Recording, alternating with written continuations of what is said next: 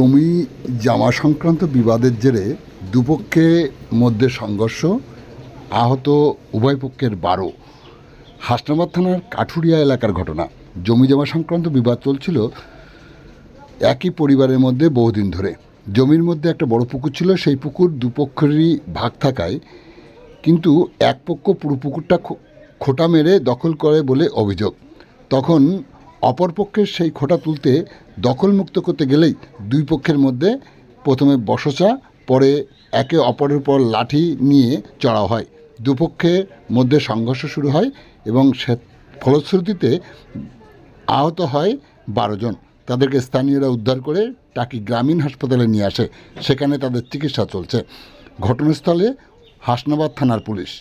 এই ঘটনাকে কেন্দ্র করে উভয় পক্ষের আহতরা কি বললেন শুনতে চোখ রাখুন, আমাদের সাথে থাকুন। ওই একটা পুকুর 24 শতক জমি, ওরা 4 শতক জমি পায়, আর পুরো জমিটা আমাদের। ওই আমাদের বিপক্ষ যারা আমাদের শাস্তি ভাইরা, এইবার সেই সম্পত্তির ওপর ওরা গোটা সম্পত্তিটা বেড দিয়ে ওরা খোঁটা মেরে এর বলছে আমরা ওই পর্যন্ত সম্পত্তি পাবো। এবার আমরা সেই খোঁটা তুলতে দিয়ে এই সমস্যা। আমাদের 10-12 জনের মিটিং, 10-12 জন। হ্যাঁ, মাথা ফেটে গেছে 2 জনের, 3 জনের। আফসার গাজী।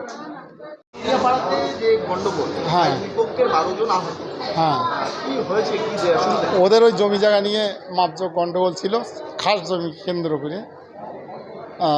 সেইটা নিয়ে এই গণ্ডগোলটা হলো। উভয় পক্ষ আজকে উভয় পক্ষ মারামারি করেছে, ইনজুরি হয়েছে।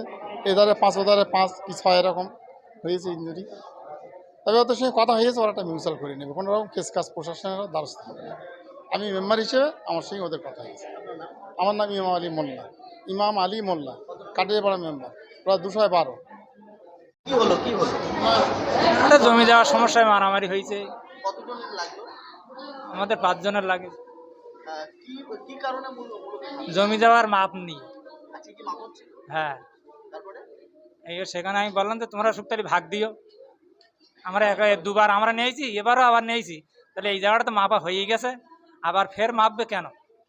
তোমরা বলতে না মাপছে হবে। আমি ঠিক আছে মাপুক, অংশের ভাগ দিতে হবে, আমিন খরচ দিতে হবে আর কি। কিন্তু ওরা সেইটা মানেনি, বলে ফিতে ওরাই এ করে দিচ্ছে দে। এবারই মারামারি শুরু হয়ে গেল। আমাদের 5 জনের লাগে। মিজানুর গাজী।